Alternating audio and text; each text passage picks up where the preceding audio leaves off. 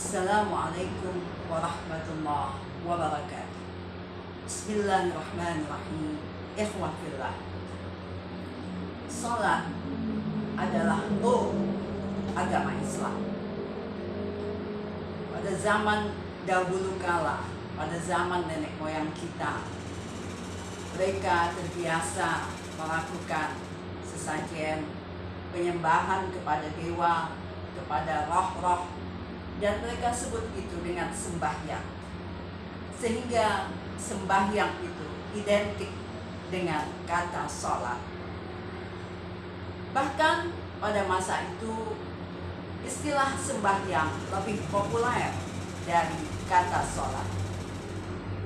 Untung saja ada kata sholat dalam panggilan adzan, sehingga kata-kata itu tidak tenggelam sampai saat ini. Salat berarti doa.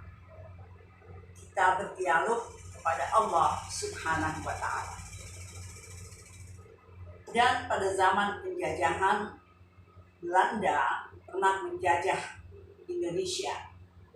Untunglah politik Belanda pada saat itu tidak melarang orang untuk beribadah dengan caranya masing-masing, sehingga umat Islam tetap bebas melakukan ibadah sholat.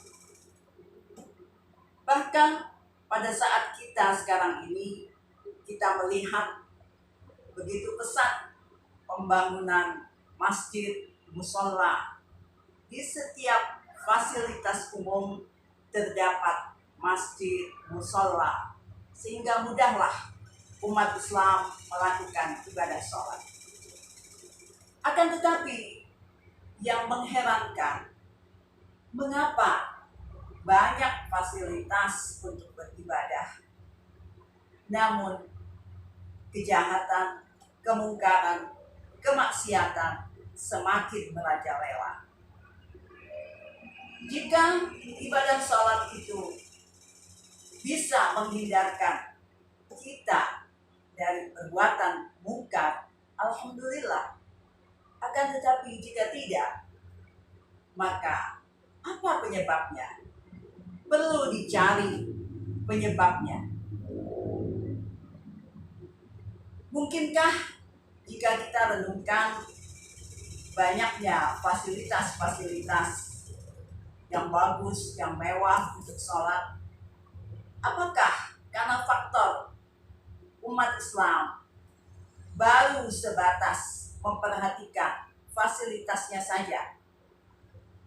Contoh, masjid yang mewah, sajadah yang bagus dan mahal, mukena yang indah dan mahal. Akan tetapi belum daripada sholat itu sendiri belum diperhatikan oleh kita umat Islam. Padahal sholat yang bernilai adalah sholat yang menghadirkan hati kepada Allah Subhanahu wa Ta'ala, yaitu sholat yang dilakukan dengan khusyuk, dengan pemahaman tentang bacaan-bacaan yang dibaca dalam sholat, dan apa tujuan kita melakukan sholat.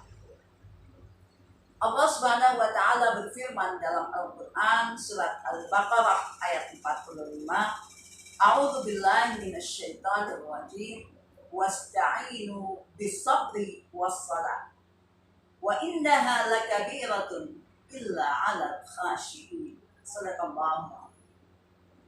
Allah berfirman dalam ayat ini, mohonlah pertolongan kepada Allah dengan sabar dan sholat. Dan sesungguhnya sholat itu berat kecuali bagi orang-orang yang khusyuk. Semoga kita termasuk di dalam golongan orang-orang yang khusyuk dalam mengerjakan sholat, sehingga bisa berdampak kepada pribadi kita masing-masing, yaitu menahan diri kita dari perbuatan-perbuatan maksiat dan kemungkaran. Wassalamualaikum warahmatullahi